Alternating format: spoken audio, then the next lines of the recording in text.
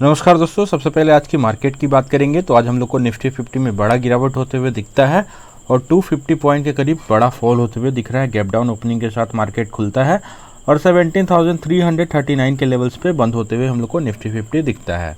तो लगातार हम लोग को गिरावट 2-3 दिन से पिछले होते हुए दिख रहा है। यहाँ पे रेजिस्टेंस था 17,700 के लेवल्स पे हम लोग बात किए थे। यहाँ पे पिवट का रेजिस्टेंस है 15,000 के बाद अच्छा बुल रन देखने को मिला है, थोड़ा बहुत प्रॉफिट बुकिंग आ सकता है, इसलिए हम लोग थोड़ा वेट एंड वॉच करने के लिए बोले थे। अगर इस लेवल पे बाई किए होंगे तो कोई बात नहीं है, थोड़ा बहुत और वेट करें। जैसे ही 20 के मूविंग एवरेज के ऊपर प्राइस आता है 17,700 के लेवल्स को ब्रेक करता है तब हम लोग बाई करेंगे। निफ्टी बीज ETF की अगर बात करें तो निफ्टी 50 का इंडाइसेस पे बेस्ड होता है निफ्टी बीज ETF, जिसमें आपको 50 देश के सबसे बड़े कंपनीज में आपका इन्वेस्टमेंट हो जाता है। तो निफ्टी 50 में फिलहाल हम लोग को कोई बाइंग इनिशिएट नहीं करना है निफ्टी बीज ETF की अगर बात करें तो। और एक बार फिर से अपने मेथड को डिस्कस कर लेते हैं। एक 20 का मूविंग एवरेज यूज करते हैं जो कि आपको ब्लू लाइन शो कर रहा होगा। दूसरा हम लोग 200 डेज के मूविंग एवरेज को यूज करते हैं जो कि आपको पिंक लाइन शो कर रहा होगा। और तीसरा इंडिकेटर हम लोग पिवट पॉइंट या पिवट लाइन भी यूज करते हैं दोस्तों, जो कि सपोर्ट या रेजिस्टेंस बताता है। तीनों इंडिकेटर आप लोग जेठा के चार्टिंग प्लेटफॉर्म पे जाके लगा सकते हैं। अगर फिलहाल की बात करें निफ्टी 50 में तो 200 डेज के मूविंग एवरेज पे अच्छा सपोर्ट दिखेगा। और अगर बात करें किसी स्टॉक या ETF में इन्वेस्टमेंट करने से पहले हम लोग को 200 डेज के मूविंग एवरेज के करीब में अगर प्राइस आता है तो हम लोग फर्स्ट एंट्री बनाना पसंद करते हैं। अगर 200 डेज के मूविंग एवरेज के बहुत ही नीचे आ जाता है तो जिस पिवट पे जहां सपोर्ट ज़्यादा दिखेगा वहां पे हम लोग और भी अपना क्वांटिटी को इंक्रीज करते हैं। तो 15,800 के लेवल्स पे हम लोग को दो बार निफ्टी 50 सपोर्ट लेते हुए दिखता है, एक बार 15,000 के लेवल्स पे आता है। तो इन दो लेवल्स पे अच्छा बाइंग बना था निफ्टी 50 में और निफ्टी बीज ETF को आप लोग बाई करके चल सकते थे। फिलहाल थोड़ा बहुत वेट कर लें, जैसे ही 200 डेज के मूविंग एवरेज के करीब में आता है तो और भी क्वांटिटी निफ्टी बीज में आप लोग एंट्री बना सकते हैं। और नहीं तो ब्रेकआउट का वेट कर सकते हैं, 17,800 के ऊपर जाता है तब ब्रेकआउट होगा तब हम लोग बाई करेंगे। तो दोनों पॉसिबिलिटी के लिए तैयार रहना है। जैसे ही 200 डेज के मूविंग एवरेज के करीब में आएगा थोड़ा बहुत आप लोग क्वांटिटी निफ्टी बीज ETF में बाई करके चल सकते हैं। इंस्टेड हम लोग को मार्केट गिरते हुए दिख रहा है, लेकिन एक ऐसा स्टॉक जिसमें आज हम लोग को बहुत ही बड़ा तेजी देखने को मिला, वैभव ग्लोबल की बात कर रहे हैं। 8% का बड़ा हम लोग को ग्रीन कैंडल देखने को मिलता है। तो हम लोग बात कर रहे थे बहुत ही लंबा कंसोलिडेशन है वैभव ग्लोबल में, लगातार गिरावट होते हुए दिख रहा है। ज्वेलरी सेगमेंट में एक बढ़िया कंपनी है, बहुत ही शानदार रिटर्न पास्ट में निकाल करके दिया था, लेकिन कोविड के फॉल के बाद लगातार हम लोग को गिरावट होते हुए दिख रहा है पिछले 1-1.5 साल से। और वैभव ग्लोबल में भी बड़ा फॉल होते हुए दिखा। अभी लंबा कंसोलिडेशन का दौर था दोस्तों, इसी कंसोलिडेशन में हम लोग को कुछ बाई करके चलना चाहिए था। अगर अभी तक नहीं बाई किए थे तो इसी कैंडल में आपको बाई करके चलना चाहिए था। 8% का बहुत ही बढ़िया बुलिश कैंडल है। अगर अभी तक चूक चुके हैं तो एक और भी कैंडल आपको इस लेवल के ऊपर क्लोजिंग देते हुए दिखता है, एक 2% का भी दिखे। अगर लेवल्स की बात करें तो 343 के ऊपर लेवल्स पे आपको जरूर से वैभव ग्लोबल में बाई करके चलना है लॉन्ग टर्म के पॉइंट ऑफ व्यू से। क्वार्टरली रिजल्ट पिछले साल की तुलना में उतना अच्छा नहीं रहा था, इसके कारण हमको लगातार गिरावट होते हुए वैभव ग्लोबल में दिखा है, लेकिन क्वालिटी स्टॉक है इसलिए लॉन्ग टर्म के पॉइंट ऑफ व्यू से जरूर से वैभव ग्लोबल में भी इन्वेस्टमेंट करके चलना चाहिए। अगर वैभव ग्लोबल की क्वार्टरली रिजल्ट्स की बात करें तो जून 2021 के क्वार्टर में जहां सेल 682 करोड़ का रहा था वो घट के जून 2022 में हम लोग देख रहे हैं 628 करोड़ का हो चुका है। तो हम लोग को डिक्रीज देखने को मिला है सेल्स में, जो कि अच्छी बात नहीं है, लेकिन लॉन्ग टर्म के पॉइंट ऑफ व्यू से अगर पहले से बाई कर चुके हैं वैभव ग्लोबल में तो बाई कर सकते हैं। अगर अभी तक बाई नहीं किए हैं तो इसको इग्नोर कर सकते हैं और टाइटन स्टॉक को आप लोग पकड़ के चल सकते हैं। तो वहीं अगर नेट प्रॉफिट की भी बात करें तो 99 करोड़ का जहां नेट प्रॉफिट पिछले साल था वो घट के 20 करोड़ का हो चुका है। तो क्वार्टर ऑन क्वार्टर बेसिस पे हम लोग को थोड़ा नेट प्रॉफिट में भी डिक्लाइन होते हुए दिख रहा है, जो कि चिंताजनक बात है, लेकिन लॉन्ग टर्म में कंपनी अच्छा परफॉर्म करके देगी, इसलिए हम लोग को इन्वेस्टेड रहना है अगर ऑलरेडी इन्वेस्टेड हैं तो। वहीं अगर वैभव ग्लोबल की शेयर होल्डिंग पैटर्न की बात करें तो प्रमोटर्स के पास करीब 57.96% का बड़ा होल्डिंग है। पिछले क्वार्टर की तुलना में स्लाइटली डिक्रीज किया है प्रमोटर्स ने होल्डिंग को। पिछले क्वार्टर में करीब 58.08% का होल्डिंग हुआ करता था, तो स्लाइटली डिक्रीज हुआ है प्रमोटर्स का होल्डिंग, लेकिन स्टिल बहुत ही बड़ा होल्डिंग प्रमोटर्स के पास है। FIIs की बात करें तो FIIs ने भी सब्सटेंशियली थोड़ा बहुत ही स्टेक कम किया है, 10.71% का स्टेक अभी भी FIIs के पास है। वहीं अगर DIIs की बात करें तो DIIs ने भी स्टेक हल्का कम किया है दोस्तों, अभी 18.38% का होल्डिंग DIIs के पास है। पब्लिक की बात करें तो 12.76% का होल्डिंग पब्लिक के पास है। तो बहुत ही क्वालिटी शेयर होल्डिंग पैटर्न हम लोग को देखने को मिल रहा है। 29% के करीब का होल्डिंग हम लोग को FIIs का देखने को मिल रहा है, जो कि आपको बताता है कितना सेफ स्टॉक है। FIIs का होल्डिंग बहुत ही अच्छा है, तो लॉन्ग टर्म के पॉइंट ऑफ व्यू से आप लोग भी इसमें इन्वेस्टमेंट करके चल सकते हैं। और नेक्स्ट स्टॉक जिसमें हम लोग को कुछ एंट्री बना के चलना चाहिए, कुछ बाइंग करना चाहिए, इंडिया मार्ट की हम लोग बात कर रहे हैं। लगातार गिरावट होते हुए इंडिया मार्ट में दिखा था, 10,000 का टॉप बनाते हुए दिखता है और उसके बाद लगातार FII का सेलिंग इंडिया मार्ट में भी देखने को मिला। एक शानदार ई-कॉमर्स का डेफ्री स्टॉक है, लगातार गिरावट इसमें हुआ और प्राइस 200 डेज के मूविंग एवरेज से बहुत ही नीचे चल रहा था। तो इस क्रम में हम लोग बाई करने के लिए बोले थे। जैसे ही 20 का मूविंग एवरेज को क्रॉस किया था दोस्तों, यहाँ पे कुछ क्वांटिटी आप लोग इंडिया मार्ट में बाई करके चल सकते थे। 10,000 के बाद हम लोग को बढ़िया सा गिरावट 4500 तक भी इंडिया मार्ट आते हुए दिखता है। तो 50% से ज़्यादा स्टेक इसमें हम लोग को गिरते हुए स्टॉक का प्राइस दिखा। तो यहाँ पे बाई करने का बहुत ही अच्छा लोकेशन है। तो इंडिया मार्ट में दोस्तों फिलहाल की भी बात करें तो 4500 के करीब में लेवल्स पे हम लोग को रेजिस्टेंस देखने को मिल रहा है।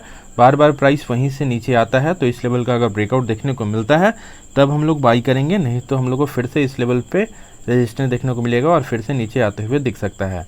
तो लेवल्स की बात करें तो 4550 के ऊपर लेवल्स पे आपको इंडिया मार्ट बाई करके चलना है। उसके नीचे लेवल्स पे आपको बाई करके नहीं चलना है, क्योंकि नियर टर्म में रेजिस्टेंस है, तो इस रेजिस्टेंस को होल्ड कर सकता है। इसका अगर ब्रेकआउट देता है तो प्राइस 200 डेज के मूविंग एवरेज के करीब में जाएगा। और अगर क्रॉस ओवर मिल जाता है 20 का मूविंग एवरेज और 200 डेज के मूविंग एवरेज से, तो अच्छा मोमेंटम ऊपर की तरफ देखने को मिल सकता है। लॉन्ग टर्म के इन्वेस्टर इसमें जरूर से एवरेजिंग कर ले। अगर पहले से ऊपर के प्राइस पे फंसे हुए हैं तो यहाँ पे जरूर से बाई करके चलना है। फ्रेश एंट्री के लिए भी बढ़िया लोकेशन है इंडिया मार्ट में। और नेक्स्ट स्टॉक जिसमें हम लोग को थोड़ा कॉशियस रहना है, Naukri.com की बात करें। नौकरिया इन्फोएज में बहुत ही अच्छा रिटर्न पास में निकाल करके दिया था। सौरभ मुखर्जी के भी कॉफी कैन पोर्टफोलियो का स्टॉक है। Naukri.com की अगर बात करें तो 7000 के लेवल्स तक जाता है Naukri.com और यहाँ पे रेजिस्टेंस देखने को मिलता है। उसके बाद बड़ा सेलिंग हम लोग को नौकरी में भी देखने को मिलता है और लगातार गिरावट होते हुए दिख रहा है। प्राइस 200 डेज के मूविंग एवरेज से बहुत ही नीचे चल रहा था और इस लेवल पे हम लोग देख सकते थे कि ट्रायंगल पैटर्न जैसा भी हम लोग को दिख रहा था। तो इस लेवल पे हम लोग नौकरी में बाई करने के लिए बोले थे। उसके बाद अच्छा पुल बैक देखने को मिलता है और प्राइस 200 डेज के मूविंग एवरेज के करीब में आता है और यहाँ पर बढ़िया रेजिस्टेंस देखने को मिलता है। अगर प्राइस हम लोग बात भी करते हैं पिछले वीडियोज़ में कि अगर नीचे से प्राइस ऊपर आता है तो 200 डेज के मूविंग एवरेज के करीब में रेजिस्टेंस देखने को मिलेगा। 200 डेज का मूविंग एवरेज रेजिस्टेंस का भी काम करता है। तो इस लेवल पे हम लोग को रेजिस्टेंस देखने को मिलता है और Naukri.com में बड़ा फॉल होते हुए दिख रहा है। तो फिलहाल हम लोग को कोई बाइंग इनिशिएट नहीं करना है दोस्तों। इस लेवल पे हम लोग पहले भी बाई करने के लिए बोले थे नौकरी में। तो अगर इन दो लेवल्स पे आप लोग पहले बाई कर चुके हैं तो तुरंत से बाई नहीं करना है। थोड़ा बहुत और फॉल हो सकता है Naukri.com या इन्फोएज में। लोअर पिवट करीब 3843 तक है। तो अगर इस पिवट पे आता है, कुछ सपोर्ट दिखेगा तब हम लोग बाई करेंगे, नहीं तो और भी हम लोग को नीचे आते हुए दिखेगा। 3500 का भी लेवल नौकरी या इन्फोएज में देखने को मिल सकता है। बहुत ही क्वालिटी स्टॉक है और बहुत सारे स्टार्टअप्स में भी इसका इन्वेस्टमेंट है, जैसे जोमेटो, पॉलिसी बाजार, इस सब में Naukri.com या इन्फोएज ने इन्वेस्टमेंट कर रखा है और एक शानदार डिजिटल इकोनॉमी से जुड़ा हुआ कंपनी है। इसको लॉन्ग टर्म के पॉइंट ऑफ व्यू से जरूर से बाई करना है। एक फ्री स्टॉक है तो लॉन्ग टर्म में कोई डरने वाली बात नहीं है। और पहला ETF जिसमें हम लोग को थोड़ा बहुत बाइंग करके चलना चाहिए, मैं फैंग ETF की बात कर रहे हैं, जो कि US टेक कंपनीज में पैसा लगाता है। मेनली माइक्रोसॉफ्ट, अमेजॉन, फेसबुक, ये सब में पैसा लगाता है। लगातार इसमें भी गिरावट होते हुए दिखा। US मार्केट में भी लगातार हम लोग को गिरावट होते हुए दिखता है। टेक स्टॉक्स में बहुत ही ज़्यादा हम लोग को पिटाई होते हुए दिखा। फेसबुक का और नेटफ्लिक्स, ये सब स्टॉक बहुत ही ज़्यादा गिरावट में हम लोग को देखते हुए मिले थे। तो फिलहाल की बात करें तो मैफैंग में भी प्राइस 200 डेज के मूविंग एवरेज से बहुत ही नीचे चल रहा था। जीरोधा के अपने चार्टिंग प्लेटफॉर्म पे हम लोग देख रहे हैं मैफैंग ETF की चार्ट को। तो इसमें आपको थोड़ा ट्रैकिंग एरर के कारण कैंडलस्टिक पैटर्न पढ़ने में दिक्कत हो सकता है। तो मैफैंग ETF के चार्ट पढ़ने के लिए आप लोग फैंग इंडेक्स का चार्ट आप लोग ट्रेडिंग व्यू में जा करके देख सकते हैं। तो यहाँ पे हम लोग बाई करने के लिए भी बोले थे मैफैंग ETF में। अगर बाई किए होंगे तो अच्छा एंट्री मिला होगा। अगर अभी तक नहीं बाई की है तो फर्स्ट एंट्री लेना है, तो मैफैंग ETF में आप लोग बाई करके चल सकते हैं। लेवल्स की बात करें तो 43.50 के ऊपर लेवल्स पे आपको बाई करके मैफैंग ETF में चलना है। लेकिन फ्रेश एंट्री आप लोग ले सकते हैं, लेकिन एवरेजिंग करने का भी समय नहीं है, क्योंकि यहाँ पे फिर से रेजिस्टेंस देखने को मिल सकता है 200 डेज के मूविंग एवरेज के करीब में और फिर से प्राइस नीचे आ सकता है। तो एवरेजिंग हम लोग तब करेंगे जब 20 का मूविंग एवरेज क्रॉस ओवर दे देगा 200 डेज के मूविंग एवरेज से, तब और भी क्वांटिटी ऐड ऑन करना है। अगर इस लेवल पे ऑलरेडी बाई कर चुके हैं, लेकिन फ्रेश एंट्री स्मॉल क्वांटिटी में मैफैंग ETF में आप लोग बाई करके चल सकते हैं। और मैक्सिमम वेटेज अपने पोर्टफोलियो का 5% से 10% तक ही देना है, क्योंकि यहाँ पे टैक्सेशन का इशू ज़्यादा होता है। 20% आपको LTCG लगता है। अगर US मार्केट में और कहीं और के मार्केट में इन्वेस्टमेंट करते हैं तो 20% विथ इंडिस्क्रिप्शन आपको टैक्स लगेगा। जो इन्फ्लेशन का रेट चल रहा है, मान लीजिए 7% to 8% चल रहा है, तो 20% माइनस 7% 13% आपको टैक्सेशन देना पड़ेगा जब आप प्रॉफिट बुक कीजिएगा। तो इसलिए US मार्केट में हम लोग को कम ही इन्वेस्टमेंट करना है, मात्र 5 से 10% ही अपने टोटल पोर्टफोलियो का वेटेज देना है। और नेक्स्ट ETF की बात करेंगे दोस्तों, मॉन 100 के बारे में। लगातार गिरावट मॉन 100 में भी होते हुए दिख रहा था। नेस्डेक 100 में भी लगातार हम लोग को US मार्केट में गिरावट होते हुए दिखा। उसी क्रम में मॉन 100 में भी लगातार गिरावट होते हुए दिखता है। फिलहाल की बात करें तो प्राइस 200 डेज के मूविंग एवरेज से बहुत ही नीचे चल रहा था दोस्तों। तो इस लेवल पे हम लोग कुछ बाइंग करने के लिए बोले थे कि तो जैसे ही 20 के मूविंग एवरेज के ऊपर क्लोजिंग देता है और यहाँ पे पिवट का भी सपोर्ट है, तो इस लेवल पे आप लोग 100 में कुछ बाइंग करके चल सकते हैं। उसके बाद अच्छा पुल बैक देखने को मिलता है, 200 डेज़ के मूविंग एवरेज के करीब में प्राइस आता है और 200 डेज़ का मूविंग एवरेज रेजिस्टेंस का भी काम करता है। फिलहाल हम लोग को लगातार 100 में गिरावट होते हुए दिख रहा है, लेकिन यहाँ पे नियर अबाउट पिवट है करीब 95.78 के प्राइस पे। तो यहाँ पे अगर एक और बढ़िया सा ग्रीन कैंडल आपको मिलता है, कैंडल स्टिक चार्ट इसका 100 का भी पढ़ने में आपको दिक्कत हो सकता है, तो नेस्डेक 100 के चार्ट को आप लोग जा करके चेक कर सकते हैं ट्रेडिंग व्यू के वेबसाइट पे। तो यहाँ पे फ्रेश एंट्री ले सकते हैं, लेकिन एवरेजिंग करने से बचिए, क्योंकि इस लेवल पे ऑलरेडी बाई करने के लिए बोले थे 100 में, और फ्रेश एंट्री लेना है तो एक बढ़िया सा ग्रीन कैंडल 1-2% का भी आपको दिखता है, तो यहाँ पे ज़रूर से बाई करके चले। और फिर हम लोग एवरेजिंग कब करेंगे, जब 20 का मूविंग एवरेज क्रॉस ओवर दे देगा 200 डेज़ की मूविंग एवरेज से, तब हम लोग इनगल्फिंग पैटर्न खोजते जाएंगे और भी अपना क्वांटिटी इंक्रीज़ करेंगे।